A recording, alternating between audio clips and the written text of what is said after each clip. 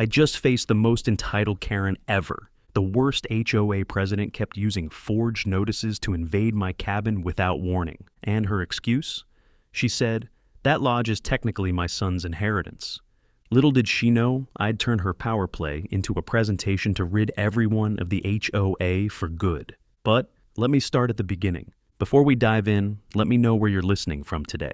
My name is David Peterman, and I restore things. Old wood, cracked plaster, forgotten stories trapped in floorboards. I like things that have stood the test of time. So, when I bought the old Blackwood Lodge, a 150-year-old log behemoth just outside the city limits, it felt like coming home. Think big log lodge, cabin bones, mansion size. It was a wreck, sure. The roof had more holes than a spaghetti strainer, and a family of raccoons had declared one of the main bedrooms their personal kingdom. But I could see what it was, what it could be again. It sat on 5 acres under tall pines. Best part? Not in that HOA. For the first 2 days, life was perfect. It was just me, my wife Sarah, the smell of sawdust, and the satisfying ache in my muscles at the end of the day. On the morning of day 3, the peace ended. It didn't just end, it was shattered by a screech that could curdle milk from 3 counties away.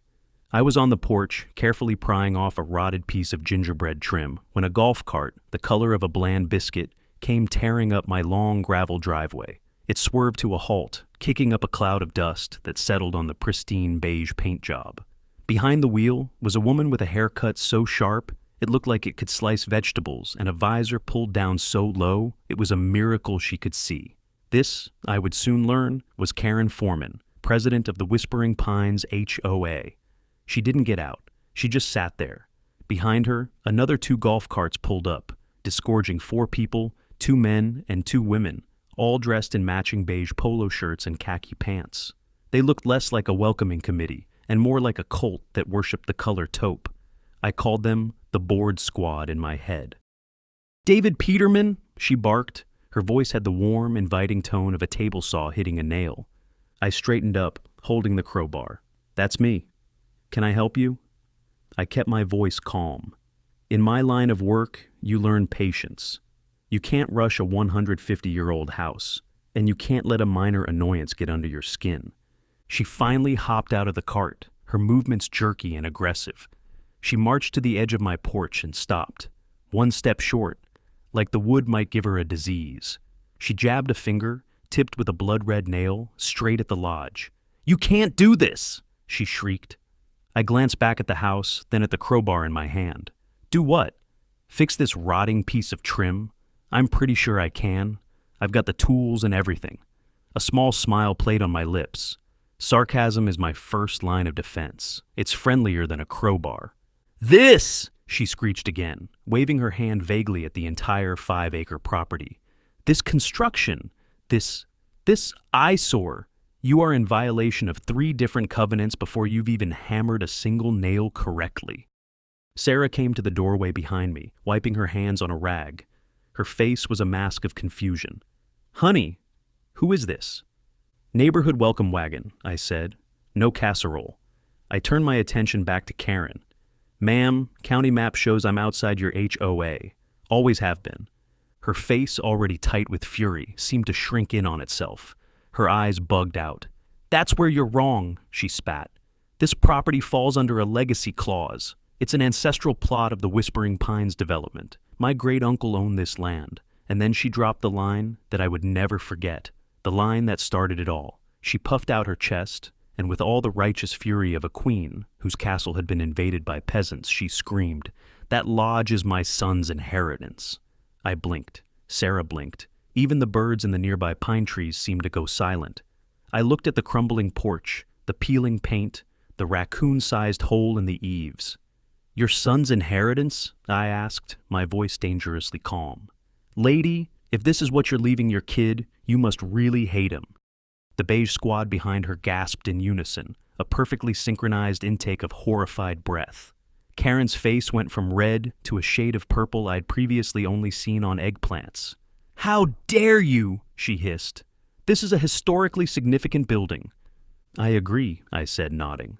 "That's why I'm restoring it to its original glory, not painting it light brown and telling people where they can park their golf carts." She ignored me, turning to her khaki-clad minions. Board members, witness this. Unapproved modifications, disrespect to a community officer, flagrant disregard for historical preservation. She pointed a trembling finger at me. You will be hearing from our lawyers, and you will receive a fine for every day this mess remains. We are absorbing this property into the community, as is our right. She then gave a sharp nod to her squad. Post the notices, she commanded. The four of them scurried forward like well-trained squirrels. They started slapping bright orange stickers on my porch posts, on the front door, on a window I had just painstakingly reglazed. I called county code. They emailed back in one line, HOA has no authority off its map. I framed that email. I didn't move. I just watched them. Let them have their little power trip. Stickers come off. But this level of crazy? This was a permanent condition. As they finished their work, plastering my new home with their nonsense, Karen gave me one last withering glare. This is your only warning, Mr. Peterman. Comply, or we will make you comply. This neighborhood has standards. With that, she spun on her heel, marched back to her biscuit-colored cart, and sped away, the board squad trailing behind her. I stood there, crowbar in hand, looking at the ridiculous orange blemishes on my beautiful old lodge. Sarah came and stood beside me, wrapping an arm around my waist. What was that? She whispered. I looked down at the sticker on the post next to me. It listed a fine of $200 for unapproved exterior color, the color of the 150-year-old logs. I peeled it off slowly. That, I said, a slow, determined anger starting to build in my chest, was a declaration of war. I thought it was just a ridiculous threat from a power-tripping neighbor. I had no idea how far she was willing to go, or what she was really after. I was about to find out that this wasn't about standards. It was about something much, much bigger. The next morning, I was feeling pretty good. The stickers had been a pain to scrape off, but it was a beautiful day, and I had a truck full of reclaimed lumber to pick up in town. Sarah had packed me a thermos of coffee, and I was whistling as I walked down the long gravel drive toward my truck. The whistling stopped when I saw it, stretched between two newly installed metal posts, right at the end of my driveway where it met the main road, was a heavy-duty chain with an industrial padlock. Attached to the chain was a large professionally printed sign. It read, Private Property of Whispering Pines Estates. No trespassing. Violators will be prosecuted. I just stared at it. This was a whole new level of audacity. She had blocked me in. On my own property. I felt that calm, cold anger from yesterday begin to bubble up again. This was no longer just a crazy lady with stickers. This was a coordinated effort to intimidate me.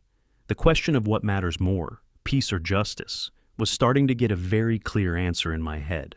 I was a man who valued peace, but I was quickly realizing that justice was the only road to get there. I walked up to the chain and gave it a tug. It was solid. The posts were freshly concreted in. This had been done overnight. While we were sleeping, her people had trespassed on my land, dug holes, poured concrete, and illegally blocked my access to a public road. I pulled out my phone and took a dozen pictures from every angle. Documentation is a restorer's best friend. You always take before pictures. This was the before to whatever came next. Just as I was putting my phone away, another one of those golf carts came zipping down the road from the main HOA neighborhood. This one wasn't driven by Karen. It was a beefy guy, also in the standard issue polo, which was stretched tight across a chest that looked like it had been chiseled from a block of Spam. He had a shaved head, a thick neck, and the kind of dead-eyed stare that suggested he didn't spend a lot of time reading classic literature. He parked the cart sideways on the road, blocking any potential traffic, and lumbered toward me.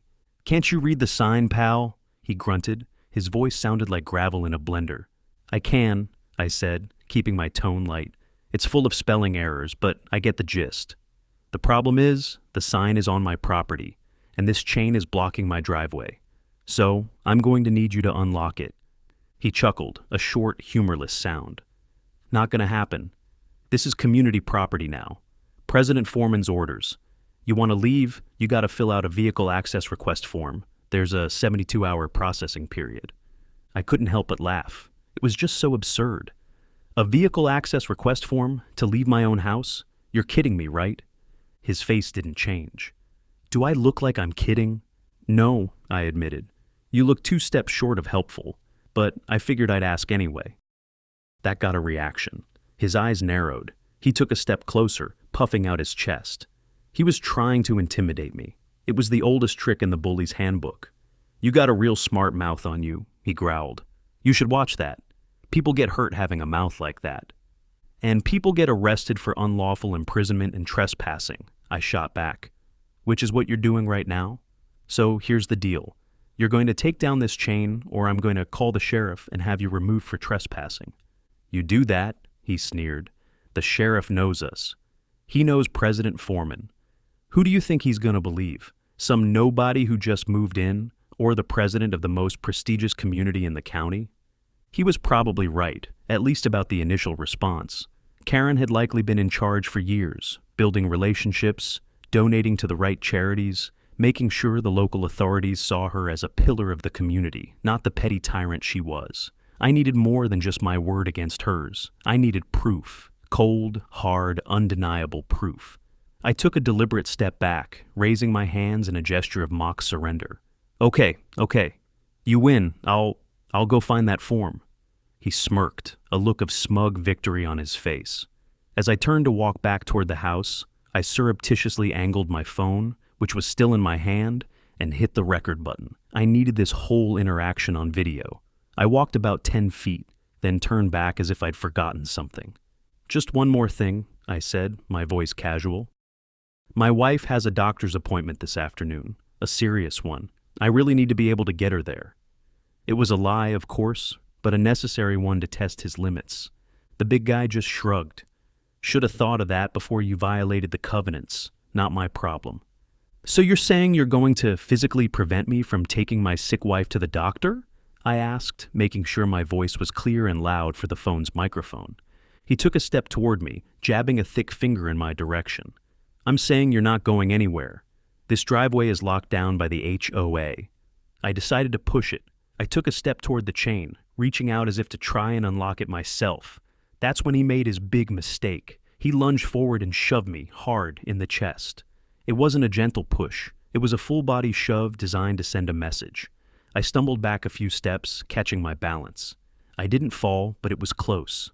I looked at him, then slowly lowered my phone, making sure the lens was pointed right at his face. I made a very deliberate motion of hitting the stop recording button. His eyes widened almost comically as he realized what I'd done.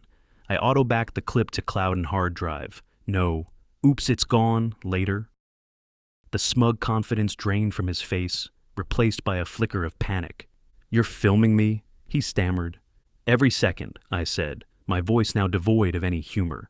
Including the part where you just assaulted me, on my own property, after illegally imprisoning me. I'd say that's a pretty good start to my lawsuit. I smiled thinly. Tell Karen she's going to need a better lawyer. And a much bigger security guard. I turned and walked back to the lodge, not looking back.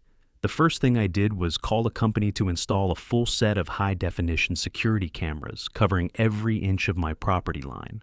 I also swapped in a new doorbell cam with two-way audio. The second thing I did was call my brother, Buddy Eli, who actually was a lawyer. This was no longer a simple dispute. Karen had escalated from bureaucratic nonsense to physical intimidation, and I had just caught her red-handed.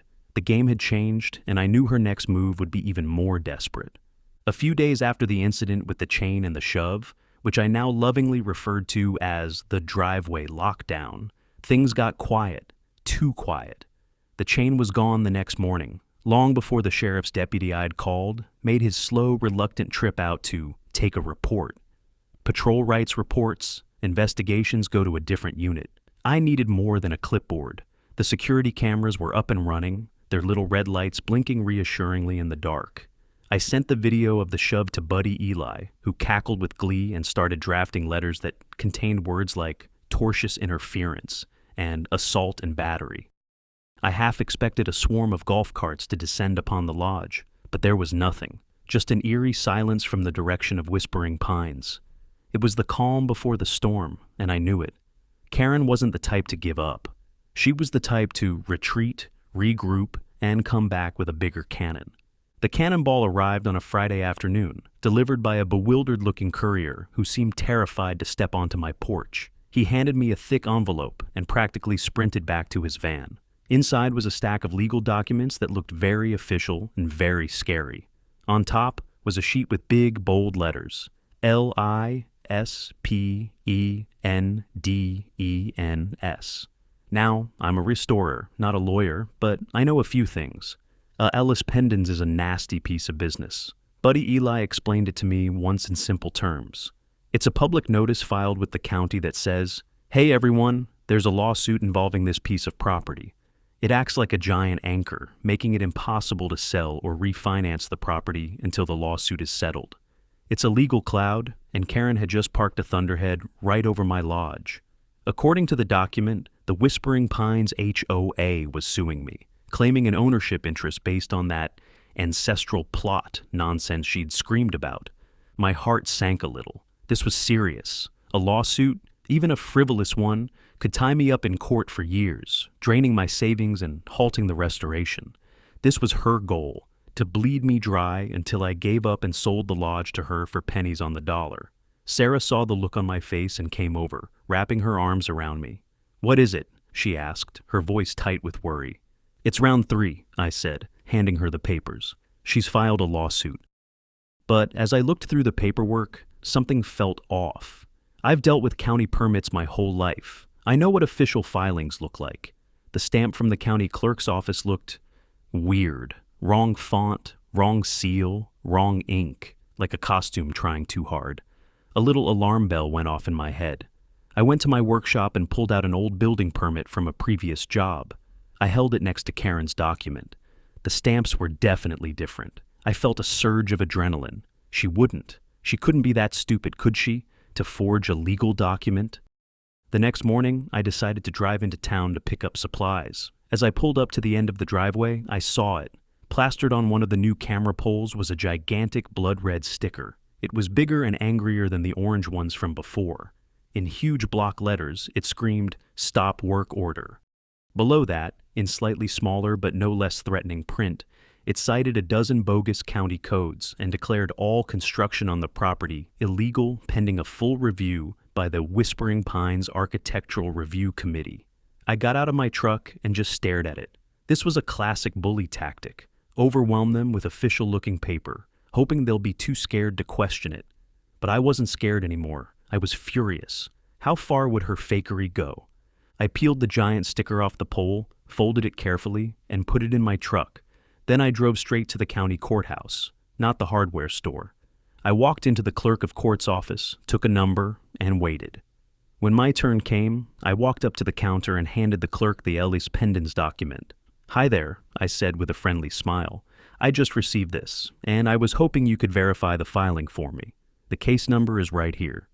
The clerk, a kind-faced woman with glasses perched on the end of her nose, typed the number into her computer. She frowned. She typed it again. "That's odd," she said. "There's no record of that case number. Are you sure you have it right?" "I'm sure," I said, pointing to the document. "It's right there." She squinted at the paper, then took it from me and examined it more closely. She pulled a real stamped document from a nearby file and compared the two.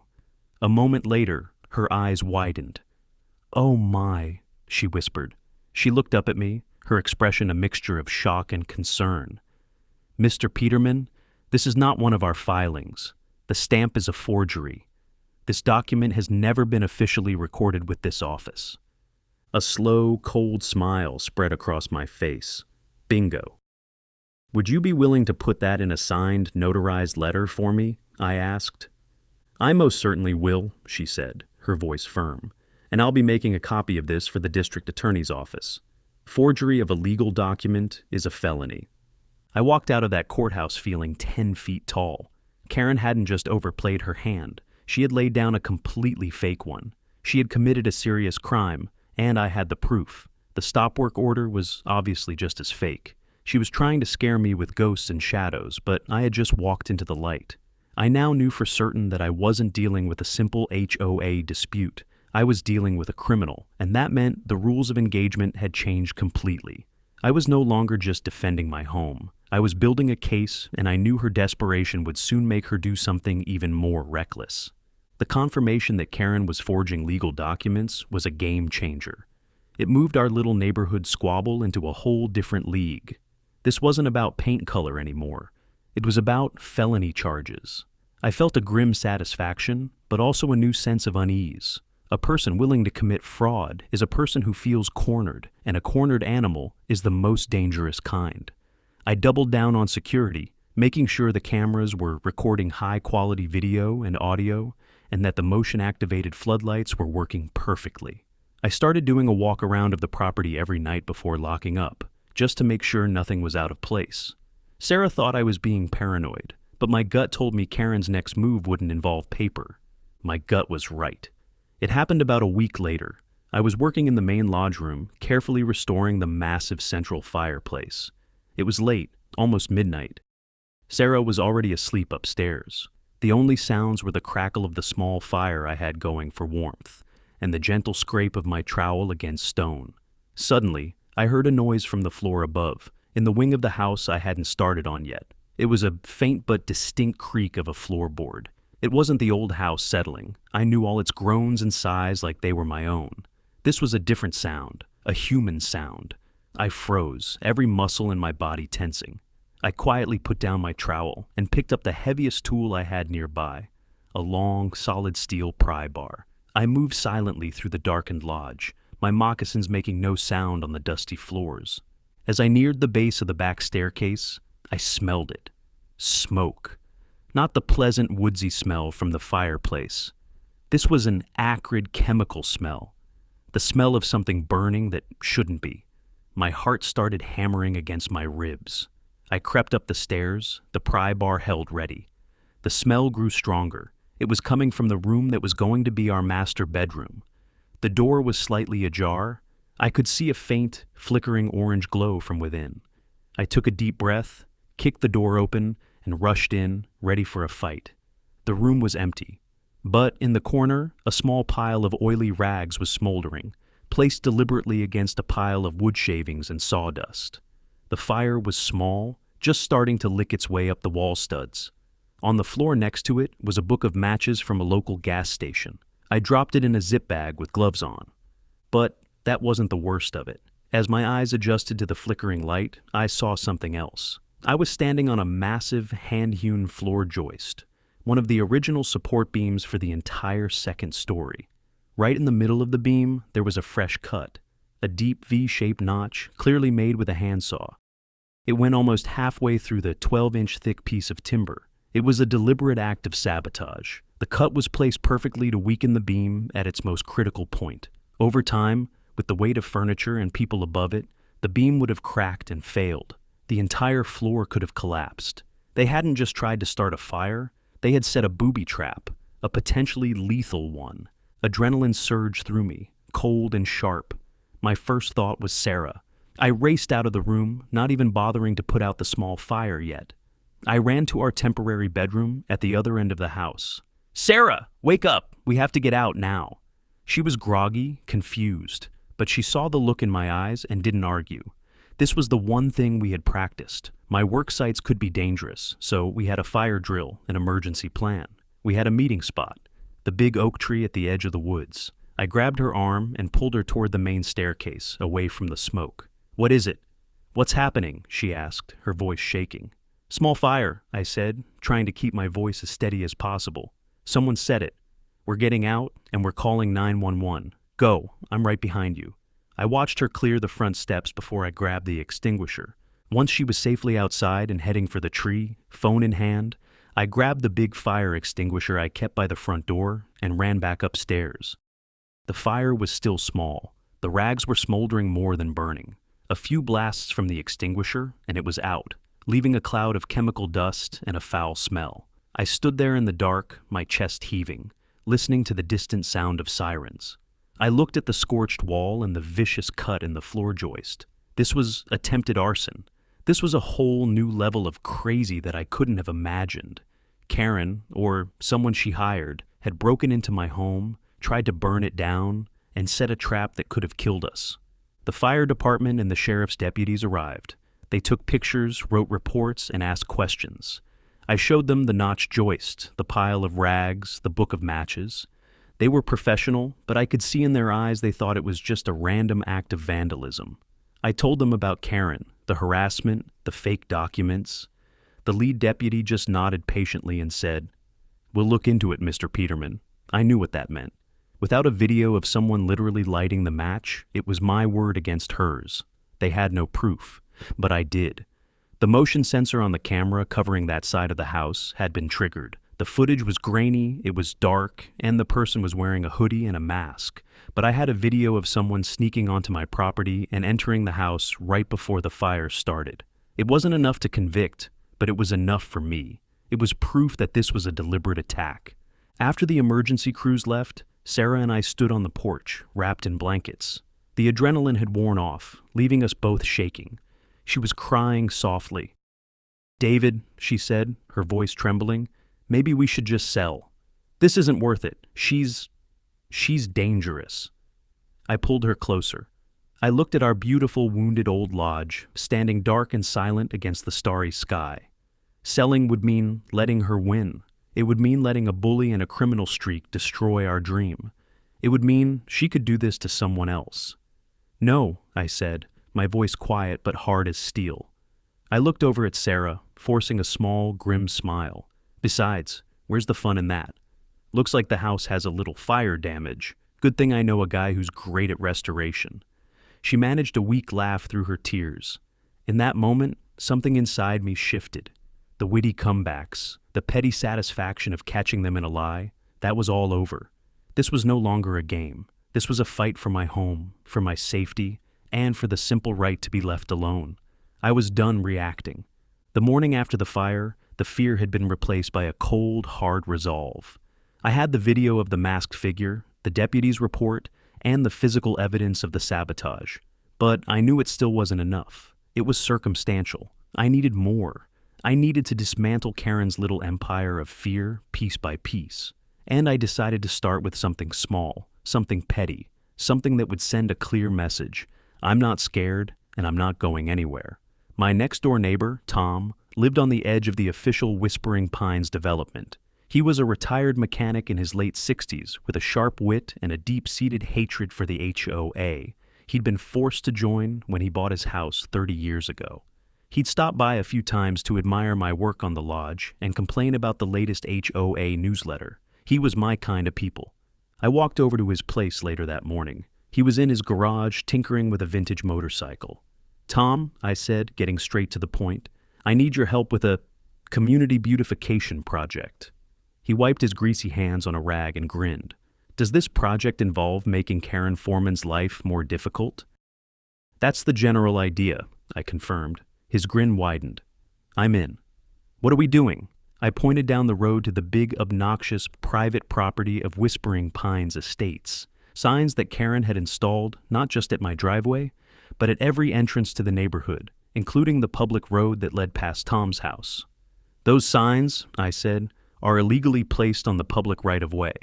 The county owns that strip of land, not the HOA. I checked the public works maps this morning." "She does that every few years," Tom grumbled. "Puts them up to scare off non-residents. The county comes and takes them down, and she just puts them back up a month later." "Well," I said with a mischievous smile, "I was thinking we could help the county out. Expedite the process. You see, I found these signs, and they look like they might be lost property. I feel it's my civic duty to collect them and turn them into the sheriff's department for safekeeping." Tom let out a loud bark of a laugh. "Lost property. I love it. Let me get my truck." An hour later, Tom and I were driving around in my old pickup truck, systematically removing every single one of Karen's precious signs. We worked quickly and efficiently, like a seasoned pit crew. Tom would unbolt them from the posts, and I'd load them into the truck bed. They were surprisingly heavy. As we loaded the last one, a giant 4x8-foot monstrosity from the main entrance, Tom was chuckling to himself.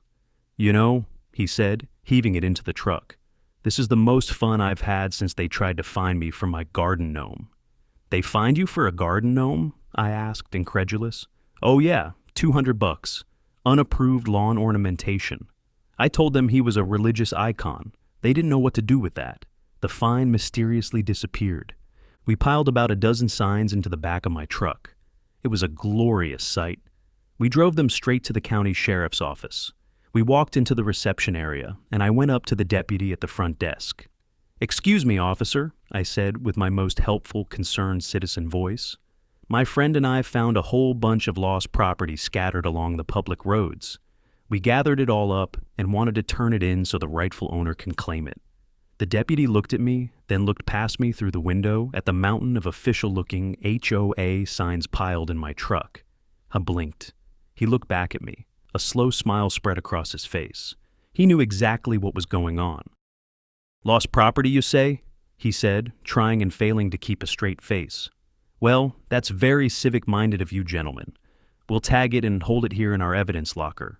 County right-of-way isn't HOA turf anyway," he added. "If the owner wants to claim it, they'll have to come down and file a report." We filled out a found property form, listing the location where each sign was found.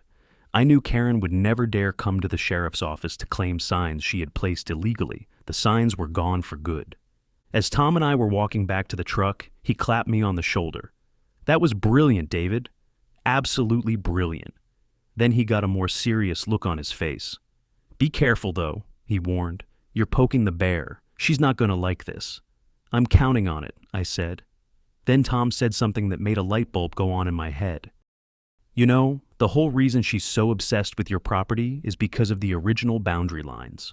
Old Man Hemlock, who owned all this land back in the day, specifically carved out the lodge property because he didn't want it to be part of any future development.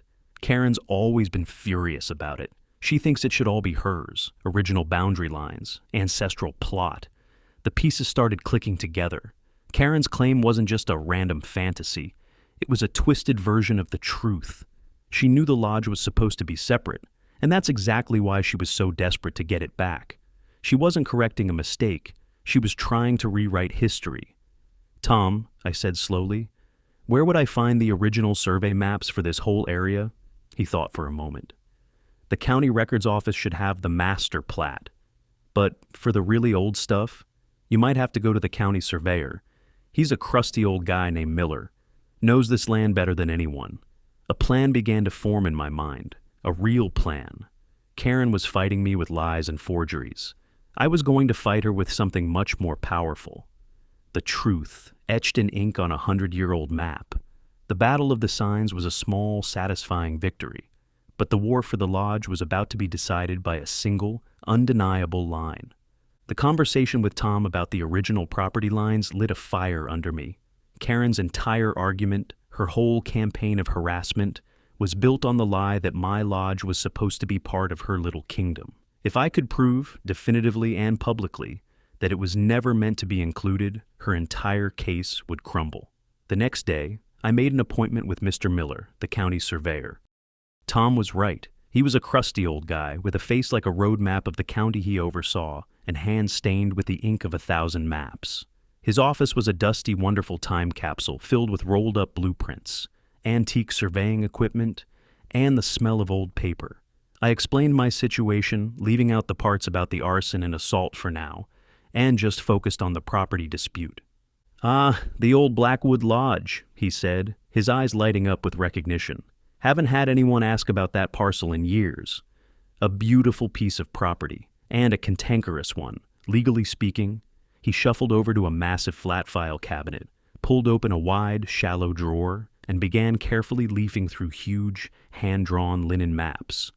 "The Whispering Pines development was put together in the late 70s, he explained, his voice a low rumble. They bought up all the surrounding farmland from the Hemlock estate. But Old Man Hemlock was very, very specific about one thing. He pulled out a large, yellowed map and unrolled it on a massive table. The lodge was to be forever separate. He put a deed restriction on it himself. "See here?" He pointed a gnarled finger at a section of the map. The drawing was simple, almost elegant in its clarity. The large square of the future Whispering Pines development was outlined in black ink, and right next to it, a smaller 5-acre rectangle was clearly and distinctly drawn outside those lines. Inside the rectangle, in beautiful old-fashioned cursive, were the words, The Blackwood Lodge parcel. Excluded. I snapped a photo. Big letters, excluded. Couldn't ask for better. This is it, I breathed. This is the master plat? This is a copy of the original filing from 1978, Miller confirmed. Clear as day. That lodge has as much to do with the Whispering Pines HOA as I have to do with the moon. Never has, never will. He looked at me over the top of his glasses. Sounds to me like someone's been trying to pull a fast one on you, son. You could say that, I said. Mr. Miller, would you be willing to come out to the property and physically mark the official boundary line? And would you be willing to testify to that fact if needed? He gave a slow, deliberate nod. It's my job to mark the truth of the land. And it would be my pleasure to state that truth to anyone who needs to hear it. How about next Tuesday morning, 10 o'clock sharp? I spent the next few days preparing. I called Tom and a few other neighbors who had quietly expressed their support and told them to be at my property line at 10 on Tuesday. I also, in a fit of petty inspiration, sent a certified letter to Karen Foreman, formally inviting her to attend the official county survey of our shared property line, in order to clear up any and all confusion regarding the boundary. I knew she wouldn't be able to resist. She'd see it as a chance to publicly humiliate me and prove her authority. Tuesday morning was bright and clear. Mr. Miller arrived right on time, his truck loaded with tripods, stakes, and measuring gear. Tom and about 5 other neighbors were already there, standing on my side of the line, sipping coffee I'd brought out. A few minutes later, Karen's golf cart came zipping down the road, followed by her ever-present board squad. She marched up, clipboard in hand, looking supremely confident. "Mr. Peterman," she said, her voice dripping with condescension, "I'm glad you finally decided to see reason and have a formal survey. This will put an end to your frivolous claims once and for all." "That's the plan, Karen," I said cheerfully. "Truth and clarity. It's what we all want." Mr. Miller ignored her completely. He was all business, setting up his equipment, taking readings, and occasionally barking numbers to his young assistant. For the next hour, he worked his way down the line, driving wooden stakes topped with bright pink ribbon into the ground every 20 feet. The line he was marking was exactly where I knew it was, a good 30 feet on the HOA side of my old fence line. Karen watched, her smug expression slowly beginning to falter. She kept looking at her own, likely inaccurate, map on her clipboard, and then at the surveyor's stakes, a look of growing confusion on her face. Finally, Mr. Miller drove the last stake into the ground right at the edge of the road, packed up his gear, and walked over to the small crowd. He unrolled a fresh copy of the master plat map he had shown me in his office and laid it on the hood of his truck. "All right, folks," he announced, his voice carrying in the quiet morning air. "The survey is complete. According to the official, legally recorded master plat for this county, the boundary line between the Whispering Pines Estates and the Blackwood Lodge parcel is located right here." He drew a thick black line on the map with a marker. "It runs from the old stone marker by the creek, straight along the line of stakes I've just planted, to the edge of the county road. The Blackwood Lodge property and all its 5 acres are, and always have been, fully independent of the HOA. The silence was deafening. Tom let out a low whistle. The other neighbors started murmuring to each other. Karen stared at the map, her mouth opening and closing like a fish. The simple, clear drawing was irrefutable. Her entire claim, the foundation of her war against me, had just been publicly and officially demolished. That's not possible," she stammered, her voice a squeak. "That map is wrong. It's old. There are other documents." Mr. Miller fixed her with a steely gaze. "Ma'am," he said, his voice flat and final, "I am the official county surveyor. That map is the legal record. There are no other documents. This is the boundary. It is not a suggestion. It is a fact. Any attempt to claim or exercise authority over property on the other side of that line," he gestured toward my lodge, "is not a simple disagreement. It's a criminal offense. Have a nice day." He tipped his hat, got in his truck, and drove away. Karen stood frozen, her face a mask of disbelief and fury. Her board squad looked at their feet, avoiding her gaze. I had won. The battle of the boundary was over, but as I watched her, I saw something in her eyes beyond anger. I saw panic. I knew then that this fight was never really about the land itself. Proving the boundary was a huge victory, but it didn't answer the most important question. Why? Why would she risk felonies and public humiliation for a piece of land she had to know she never legally owned? There was a bigger piece to this puzzle, and I had a feeling the answer was going to be much uglier than a simple property line dispute. The survey showdown was a massive victory, but it left me with a nagging, unsettling feeling. Karen's desperation was completely out of proportion to a simple boundary dispute. Why forge documents, hire thugs, and risk arson for a 5-acre plot she couldn't win? It didn't add up. I knew there had to be a financial motive. People like Karen don't do things for principle. They do them for profit. I started digging. I spent hours online, searching through public records, county planning commission minutes, and local news archives. I was looking for any connection between Karen, the HOA, and local land developers. The answer, when it came, didn't come from a dusty archive. It came from an anonymous email. It arrived late one night from a generic inbox. The subject line was simple: Whispering Pines information.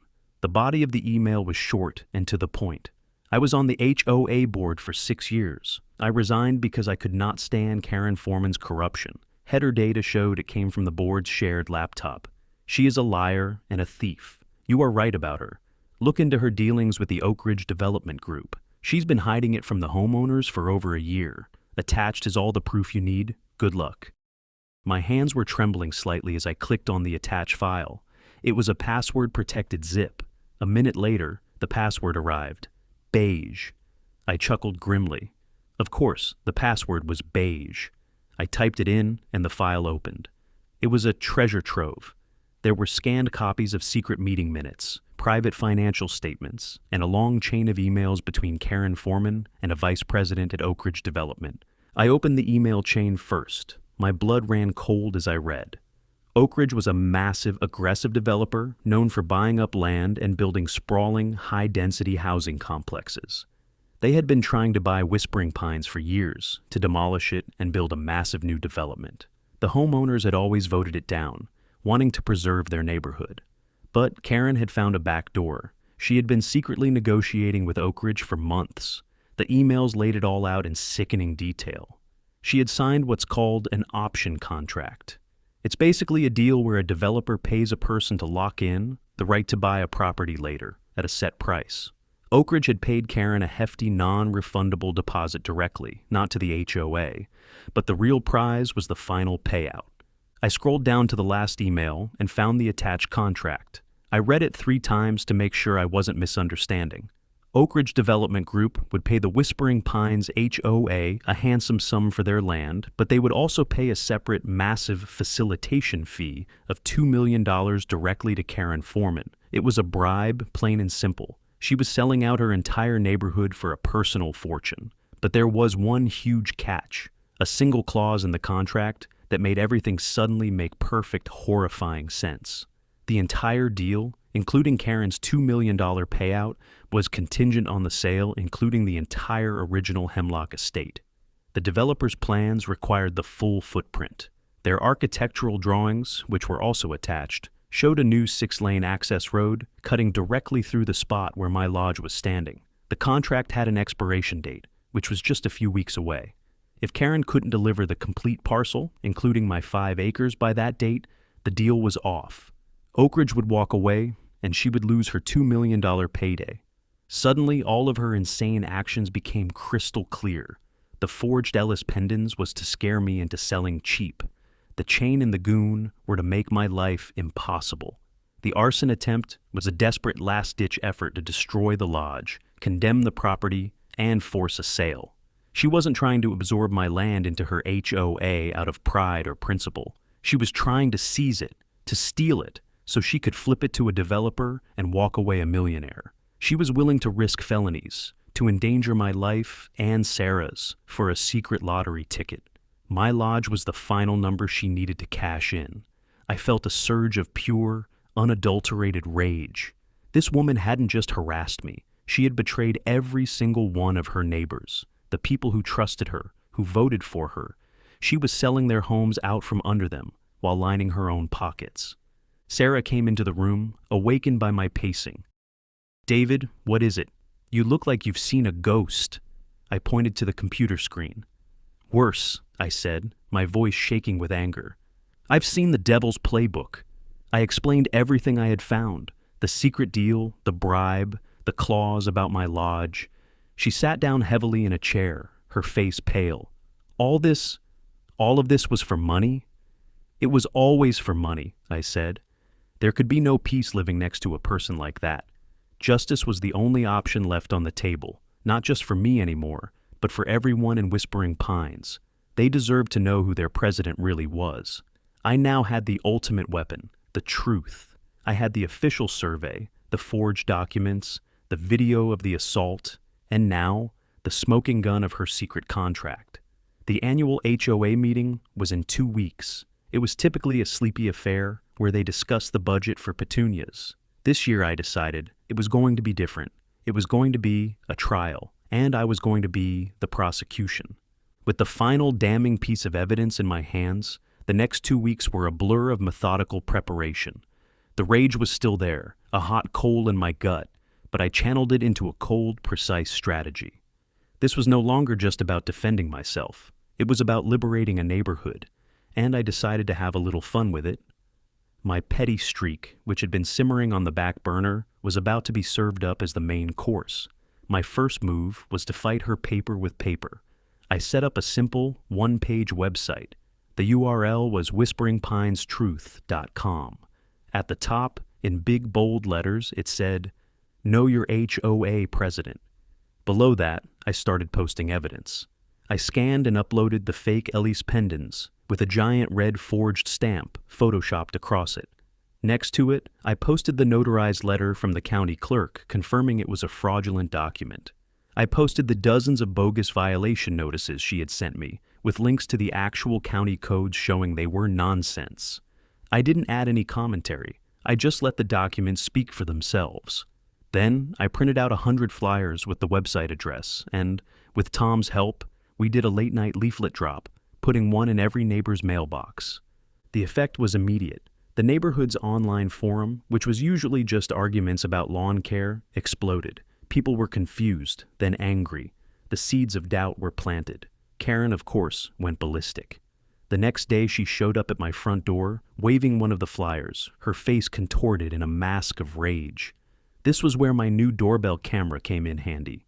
It had a two-way speaker. "Peterman!" she shrieked at my front door. "You take that website down right now. This is slander. This is libel." From the comfort of my workshop, I spoke into my phone. "Hi, Karen," my voice boomed from the tiny speaker on the porch. "Is there a problem? According to your own rules, soliciting is not allowed in the community." "This isn't soliciting. This is an order," she screamed at the doorbell. "Take it down." "I don't see anything on that website that isn't a verifiable fact, Karen," I replied calmly. "Are you saying the county clerk is lying? If you have a problem with the truth, maybe you should make better choices. Have a nice day." I clicked off, leaving her sputtering impotently on my porch. I saved the video clip. It was comedy gold. My masterstroke of petty revenge, however, was the Heritage Tour. A week before the big meeting, Karen sent out a community-wide email blast announcing a special historical preservation tour of the neighborhood, with the final stop being a viewing of the tragic and unapproved desecration of the historic Blackwood Lodge. She invited everyone to come and see for themselves how my work was destroying the area's heritage. It was a public relations stunt designed to paint me as the villain. I saw it as a golden opportunity. I made a phone call to a man named Arthur Vance, the head of the County Historical Preservation Society. I explained the situation and invited him to attend the tour as my guest. Arthur was a passionate historian who despised HOAs and their restrictive, historically inaccurate covenants. He gleefully accepted. On the day of the tour, about 30 residents gathered at the end of my driveway. Karen stood before them, giving a dramatic speech about tradition and architectural integrity. Then she led them to the boundary line, pointing at my lodge. "And here you see," she said, her voice dripping with fake sorrow, "a rogue builder ignoring all historical standards, destroying the very fabric of our community's past." Just as she was really getting into it, a distinguished silver-haired gentleman in a tweed jacket stepped forward. It was Arthur Vance. "Excuse me, madam," he said, his voice booming with authority. "Arthur Vance, County Historical Society. I must say, I'm not sure what you're talking about." Karen looked like she'd been slapped with a wet fish. Who are you?" she stammered. "I'm the leading expert on 19th century log construction in this state," Arthur announced proudly. "And what Mr. Peterman is doing here is not desecration. It is a museum-quality restoration, the finest I have seen in years. He is saving this historic landmark." Arthur then proceeded to give the assembled crowd an impromptu lecture, praising my use of period-appropriate materials and techniques. Then he turned his attention to the Whispering Pines neighborhood. He pointed at the uniform beige fences. "These vinyl fences, for example, are a historical abomination." He pointed at the non-native ornamental pear trees. "These trees are an ecological disaster." For 10 minutes, he systematically and hilariously dismantled every standard Karen held dear, exposing her historical preservation as a complete sham. The neighbors were mesmerized. Karen just stood there, her face getting redder and redder, completely humiliated in front of the very people she was trying to manipulate. It was beautiful. The tour sting was the talk of the neighborhood. My website was getting hundreds of hits a day. The tide of public opinion was turning, hard and fast. I had exposed her lies, ridiculed her authority, and proven my case on the ground. But I was saving the biggest bombshell for last. The email, the option contract, the $2 million bribe. That was the ace up my sleeve, and I was waiting to play it at the one place she couldn't run from, the annual meeting. The notice for the meeting arrived, a formal, stuffy document detailing an agenda of budgets and committee reports. I circled the date on my calendar. It was showtime. The petty games were over. The final confrontation was at hand. I had the facts, I had the neighbors' attention, and I had the proof of a crime so much bigger than beige fences, it would blow her little kingdom apart for good. The night of the annual HOA meeting, the community hall was packed. Usually these things had a turnout of about 15 people and a plate of stale cookies. Tonight, every single chair was filled, and people were standing along the back wall. The air was thick with tension and anticipation. This was going to be a showdown. I walked in with Sarah on one side and Tom on the other. A few other neighbors I'd gotten to know nodded at me, their expressions a mix of nervousness and support. At the front of the room, Karen sat at a long table with her board squad, looking flustered by the massive crowd, but trying to project an aura of calm authority. She saw me walk in, and her eyes narrowed into tiny slits of pure hatred. I had brought one other guest, my friend Judge Harrison, a retired Superior Court judge with a booming voice and an unshakable presence. He wasn't there in any official capacity, just as a private citizen and an observer, but his presence alone lent a certain gravity to the proceedings. He sat in the front row, watching everything with a calm, analytical gaze that seemed to make Karen sweat. The meeting started with the usual boring stuff, the treasurer's report, the landscaping committee update. Karen was rushing through it, trying to maintain control. Finally, she got to the new business section of the agenda. "Does anyone have any new business to bring before the board?" she asked, her eyes scanning the room, deliberately avoiding me. I stood up. "I do," I said, my voice clear and steady. Every head in the room swiveled in my direction. "Mr. Peterman," Karen said, her voice tight, "you are not a member of this association. You have no right to speak." "Actually," I said, holding up a copy of the HOA bylaws Tom had given me. Section 7, paragraph 3, states that non-member residents of adjacent properties may be granted the floor to discuss matters of shared community interest, such as property lines and development. And I think what I have to say is of great interest to this community. Before she could argue, Judge Harrison cleared his throat, a sound like a granite block being dragged across concrete. "The man has a point, President Foreman," he rumbled. "The bylaws seem clear. Let him speak." Checkmated, Karen had no choice but to gesture grudgingly for me to proceed. I walked to the front of the room and turned to face the residents. I had a laptop and a projector, which Tom helped me set up. "Good evening, everyone," I began. "My name is David Peterman, and I'm your neighbor at the Blackwood Lodge. For the past several months, your HOA president has been waging a campaign of harassment against my family, and I'm here tonight to tell you why." I started by showing them the official county survey map on the big screen. This is the legal boundary, confirmed by the county surveyor. My property has never been part of your HOA. Then, I played the video from my driveway. The crowd gasped as they saw Karen's bruiser physically shove me. You could hear the shock ripple through the room. "This is the security your HOA fees are paying for," I said calmly. Next, I put the forged lease pendants on the screen, side by side with the notarized letter from the county clerk declaring it a felony forgery. More gasps. People were starting to murmur angrily. This was an attempt to illegally cloud the title to my home, to scare me into submission, I explained. I laid it all out, piece by piece. The illegal signs, the fake violations, the sabotage, the attempted arson. With each new revelation, the mood in the room grew darker and more hostile, not toward me, but toward the woman at the front table. Then, I delivered the final blow. "You're probably asking yourselves why," I said, my voice dropping. "Why would your president go to such extreme illegal lengths? It wasn't about historical preservation or community standards. It was about this." I clicked to the final slide. It was the option contract with Oak Ridge Development. I zoomed in on the key clauses, the plan to sell the entire neighborhood, the contingency that required my property. And then I highlighted the final damning line, the $2 million facilitation fee paid directly to Karen Foreman. The room erupted. People were shouting, jumping to their feet, pointing at Karen. It was chaos. She was trying to bang her gavel, screaming for order, but no one was listening. They were yelling, "Thief!" and "Traitor!" Tom stood up. "I call for a vote," he bellowed over the noise. "A vote to remove Karen Foreman as president, effective immediately." The room roared its approval. Then someone else shouted, "I call for a vote to dissolve the entire HOA." The roar was even louder. In the midst of the chaos, Judge Harrison stood up. He didn't shout. He just spoke, and his powerful voice cut through the din. "It seems clear to me," he said, looking directly at Karen, "that several serious crimes have been presented here tonight. Fraud, forgery, conspiracy, assault." He nodded toward the doors. "You made the right calls.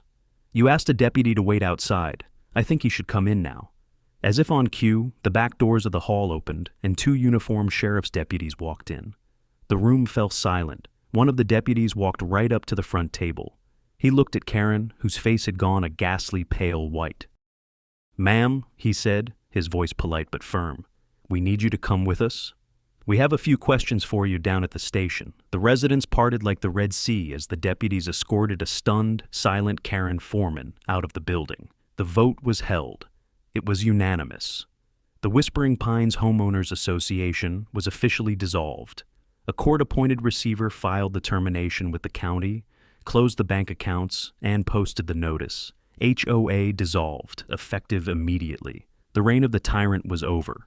As I packed up my laptop, neighbor after neighbor came up to shake my hand, to thank me, to apologize for not speaking up sooner. And it wasn't just my victory. It was theirs. They had taken their neighborhood back. The aftermath was swift. With Karen Foreman facing charges and the HOA voted into oblivion, the air felt lighter, like the storm finally broke. The next morning, a sheriff's vehicle and a contractor truck rolled in. Under the receiver's order and a deputy watching, the Whispering Pines Estates entrance sign came down. I watched from my porch with coffee in hand as it slid onto a flatbed. Tom wandered over. We clinked mugs. "To the end of an error," he said. Karen took a plea. No jail, but no free pass. The judge stacked a fine, probation, and 200 hours of community service. Very specific service. On Saturday, a probation officer dropped off one deeply unhappy Karen at the end of my driveway, along with a scraper, a sander, 5 gallons of historically accurate primer, and the porch paint I picked myself. He parked in a lawn chair with a clipboard and a sun hat the size of a satellite dish. Her assignment: scrape, sand, prime, and repaint the entire porch of Blackwood Lodge. The same porch she called her son's inheritance. For several weekends I sipped lemonade nearby and offered helpful notes. "More sanding on that corner, Karen. You missed a spot." Petty, sure, but it felt like a small restoration for everybody. With the drama over, I went back to what I love, bringing the old place to life. No more fake notices, no more midnight saboteurs. Neighbors started dropping by, not to complain, but to help, or just to watch a tired house breathe again. The neighborhood thawed. Folks organized block parties. Gnomes, flagrantly unapproved, sprouted in front yards like mushrooms after rain. 6 months later, the lodge glowed. The logs were warm honey, the windows bright, and the porch, Karen certified, was wide and welcoming. We didn't keep it to ourselves. With Arthur Vance and the Historical Society, we opened for weekend tours. The lodge became a small landmark, proof that history and stubbornness can beat any color. Nobody shouted inheritance this time. They just smiled. On opening day, the lawn filled with neighbors and townsfolk. Tom beamed like a proud uncle. Buddy Eli clapped me on the back. The county clerk came. So did Mr. Miller, the surveyor who drew that clean black line that saved the day. Sarah and I stood on the porch watching kids race across the grass. The sun slid down the pines, and the whole place went gold. It was quiet, peaceful, the kind of peace you can hear. I thought about the first week, the stickers, the chain, the shove, the fake filings, the smoke in the dark, and the question I kept circling: peace or justice? Turns out, they're not enemies. Sometimes you only get peace after you stand your ground and drag the truth into daylight. We did. The HOA is gone, the neighbors remain. Blackwood Lodge isn't just restored lumber now, it's a home we fought for and won. And that makes the quiet on this porch, the creak of a board, the clink of a mug, the small laugh from someone you love, feel even sweeter. Sarah leans against me.